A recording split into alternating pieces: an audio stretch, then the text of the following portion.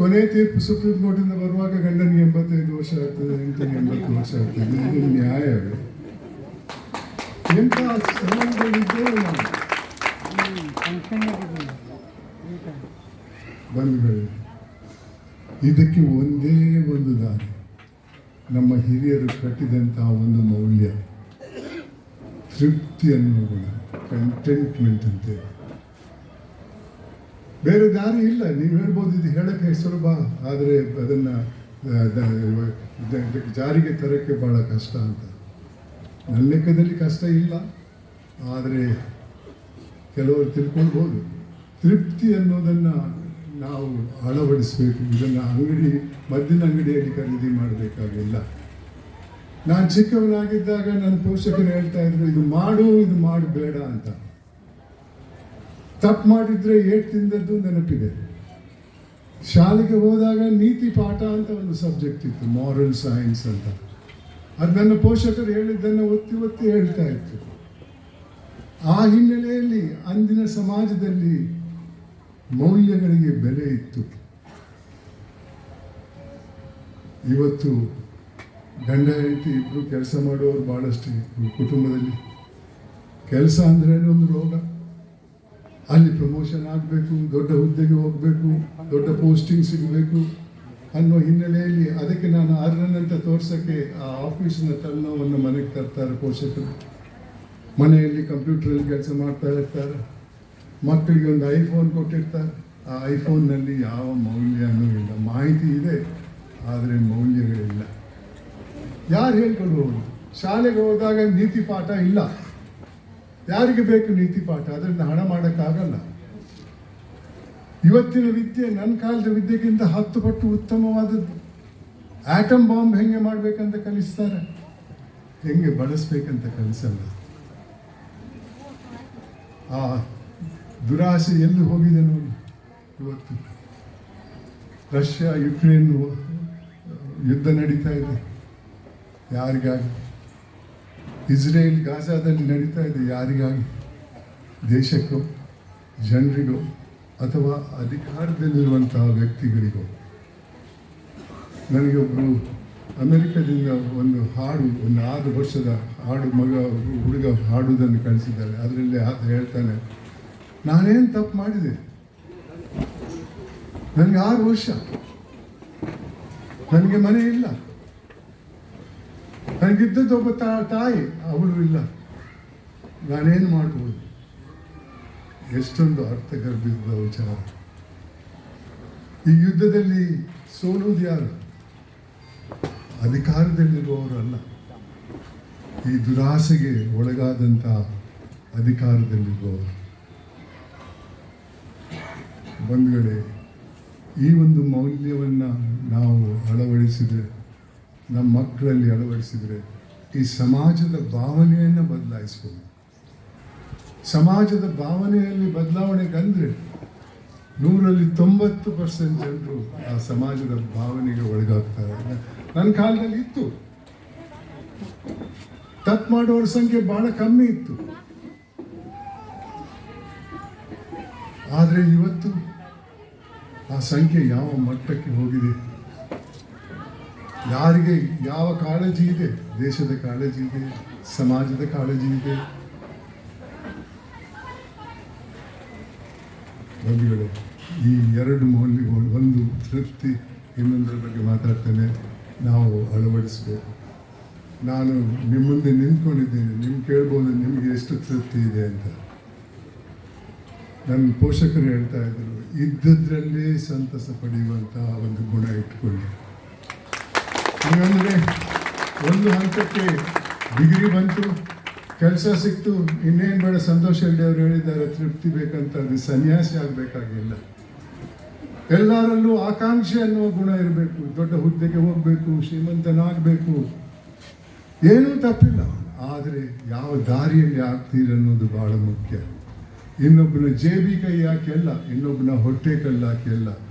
ಅಂಥ ಒಂದು ಸಂತಸ ಎಂದೂ ಬರಲ್ಲ.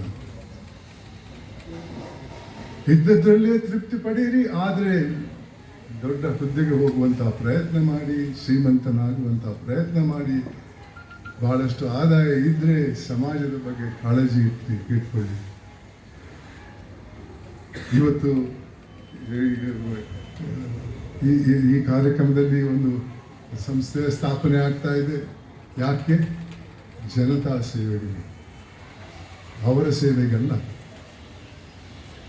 ಯಾರಿಂದಲೂ ಅನುದಾನ ಪಡೆಯಲ್ಲ ಅಂತ ನಮಗೆ ತಿಳಿಸಿದ್ದಾರೆ ಒಳ್ಳೆಯದವರು ಕುಟುಂಬದವರು. ಅಂಥ ವ್ಯಕ್ತಿಗಳ ಅಂಥ ಕುಟುಂಬದ ಸಂಖ್ಯೆ ಜಾಸ್ತಿ ಆಗಬೇಕು. ಇದು ನಮ್ಮ ಕೈಯಲ್ಲಿದೆ. ವಿದ್ಯೆಯಲ್ಲಿ ಕೂಡ ಇದೆ, ಇತ್ತು, ಇವತ್ತಿಲ್ಲ.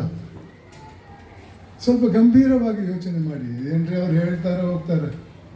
ನಾನು ಕೂಡ 3 ಮುಖ್ಯಮಂತ್ರಿಗಳ ವಿರುದ್ಧ ವರದಿ ಕೊಟ್ಟಿದ್ದೇನೆ. Congress, JDS, BJP. ನನಗೆ ಎಷ್ಟು ಕೊಡ್ತಾ ಇದ್ರು, ನನ್ನ ಹೆಸರು ಹಾಕಬೇಡಿ ಅಂತ. ಅಥವಾ ನನ್ನಲ್ಲಿ ಏನಾದರೂ ನ್ಯೂನ್ಯತೆ ಇದ್ದರೆ ಇಷ್ಟೊತ್ತು ನನ್ನ ಬಟ್ಟೆ ಬಿಚ್ಚಿ ಬೀದಿಯಲ್ಲಿ ಓಡಿಸ್ತಾ ಇದ್ರು. ದಿನನಿತ್ಯ ಕಾರ್ಯಕ್ರಮಕ್ಕೆ ಹೋಗ್ತೇನೆ. ನನಗೆ ಯುವತಿಯರಲ್ಲಿ ನಂಬಿಕೆ ಇದೆ. ನಿಮ್ಮಿಂದ ಈ ಬದಲಾವಣೆ ಬರೋಕ್ಕೆ ಸಾಧ್ಯವಿದೆ. ಆದರೆ ನೀವು ಈ ಮೌಲ್ಯವನ್ನು ಅಳವಡಿಸಬೇಕು. ನಾನು ನಿನ್ನೆವರೆಗೆ 1862 ಶಾಲಾ ಕಾಲೇಜಿಗೆ ಹೋಗಿದ್ದೇನೆ. ನನಗೆ 86 ವರ್ಷ ವಯಸ್ಸು. ವಿದ್ಯಾರ್ಥಿನಿಯರೇ, ನಿಮ್ಮ ಭವಿಷ್ಯ ಮುಂದೆ ಈ ದೇಶದಲ್ಲಿ ಶಾಂತಿ ಸೌಹಾರ್ದ ಇರಬೇಕಾದ್ರೆ ನೀವು ಈ ಬದಲಾವಣೆ ತರಬೇಕು. ನನ್ನ ವಯಸ್ಸಿನವರಿಂದ ಸಾಧ್ಯವಿಲ್ಲ. ದಯವಿಟ್ಟು ಸ್ವಲ್ಪ ಗಂಭೀರವಾಗಿ ಯೋಚನೆ ಮಾಡಿ, ನನ್ನಿಂದ ಏನು ಪ್ರಯತ್ನ ಸಾಧ್ಯವಿದೆ ಅಂತ. ಈ ಒಂದು ಮೌಲ್ಯವನ್ನು, ಮೌಲ್ಯವನ್ನು ಮದ್ದಿನ ಅಂಗಡಿಯಲ್ಲಿ ಖರೀದಿ ಮಾಡಬೇಕಾಗಿಲ್ಲ. ನಾವು ಪಡೆದಂಥ ಸಂಪತ್ತಿನಲ್ಲಿ ಸಂತಸ ಇಟ್ಕೊಂಡ್ರೆ ನಮ್ಮ ಜೀವನ ಸಾರ್ಥಕವಾಗ್ತದೆ. ರಾತ್ರಿ ಒಳ್ಳೆ ನಿದ್ದೆ ಬರ್ತದೆ, ಯಾವ ಮದ್ದು ಬೇಡ. ಸಮಾಜದಲ್ಲಿ ಶಾಂತಿ ಸೌಹಾರ್ದ ಕೂಡ ಇರುತ್ತದೆ. ಅದೇ ರೀತಿ ಇನ್ನೊಂದು ಮೌಲ್ಯದ ಅಗತ್ಯ ಇದೆ. 2 ಮೌಲ್ಯ, ಅದು ಮಾನವೀಯತೆ. ನಾವೆಲ್ಲ ತಿಳ್ಕೊಂಡಿದ್ದೇವೆ, ನಾವು ಹುಟ್ಟುವಾಗ ಮಾನವರಾಗಿ ಹುಟ್ಟುತ್ತೇವೆ ಅಂತ. ಮಾನವ ಅನ್ನೋ ಗುಂಪೇ ಸೈನ್ಸಲ್ಲಿ ಇಲ್ಲ. ಸೈನ್ಸಲ್ಲಿ ನಾವು ಹುಟ್ಟುವುದು ಹೋಮೋಸೆಪಿಯನ್ಸ್ ಅನ್ನೋ ಒಂದು ಗುಂಪಿಗೆ. ಅದಕ್ಕೂ ಮಾನವೀಯತೆಗೂ ಯಾವ ಸಂಬಂಧನೂ ಇಲ್ಲ. ಮಾನವೀಯತೆ ಅನ್ನೋದು ನಮ್ಮ ಹಿರಿಯರು ಕಟ್ಟಿದಂಥ ಒಂದು ಮೌಲ್ಯ. ನಮ್ಮ ಗುರುಗಳು, ಹಿರಿಯರು ಹೇಳ್ತಾರಲ್ಲ, ಕವಿಗಳು, ಏನೇ ಆಗು ನಿನಗೆ ಬೇಕಾದವನಾಗು, ಆದರೆ ಮೊದಲು ಮಾನವನಾಗು ಅಂತಾರೆ. ಎಂಥ ಮಾತು! ನಾನು ಅದಕ್ಕೆ ಪೂರಕವಾಗಿ ಶಾಲಾ ಕಾಲೇಜಿಗೆ ಹೋದಾಗ ವಿದ್ಯಾರ್ಥಿಗಳಿಗೆ ನನ್ನದೇ ಆದ ಒಂದು ಸಂದೇಶವನ್ನು ಕೊಡ್ತಾ ಇರ್ತೇನೆ.